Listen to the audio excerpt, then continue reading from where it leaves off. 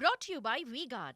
સુરતમાં પહેલા વરસાદમાં જ બ્રિજ પર ગાબડા પડી ચૂક્યા છે। અહીં લાલ દરવાજા ફ્લાયઓવર બ્રિજ પર ખાડા પડ્યા, અનેક રોડ પર ખાડા પડ્યા અને હવે બ્રિજ પર પણ ખાડા જોવા મળી રહ્યા છે।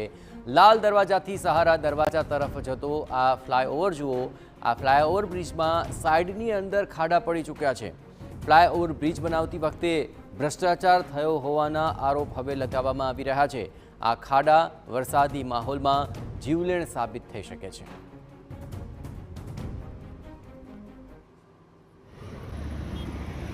સુરત મહાનગરપાલિકા દ્વારા જે કામગીરી કરવામાં આવતી હોય છે અને તેની પોલ છે તે ચોમાસાની અંદર જે ખુલ્લી પડતી હોય છે, કારણ કે જે કોન્ટ્રાક્ટરો દ્વારા જે કામગીરી કરવામાં આવતી હોય છે તે બતાવવા પૂરતી માત્ર જે કામગીરી કરતા હોય છે અથવા તો તેની અંદર ક્યાંક ને ક્યાંક બેદરકારી દાખવતા હોય છે।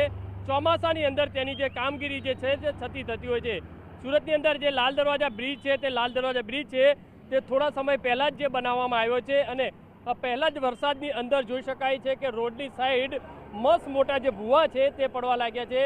દ્રશ્યોની અંદર જોઈ શકાય છે કે 1, 2, 3 નહીં પણ 5 થી 7 જેટલા મસ્ત મોટા જે બ્રિજ ઉપર છે તે ભૂવા પડ્યા છે। અને બીજી વસ્તુ એ છે કે ભૂવા એટલે કે જાણે નીચેનો રોડ દેખાય તે રીતનું આખું જે ધોવાણ થયું છે, આખો જે પોલ છે તે અહીંયા પોલ જોવા મળી રહી છે।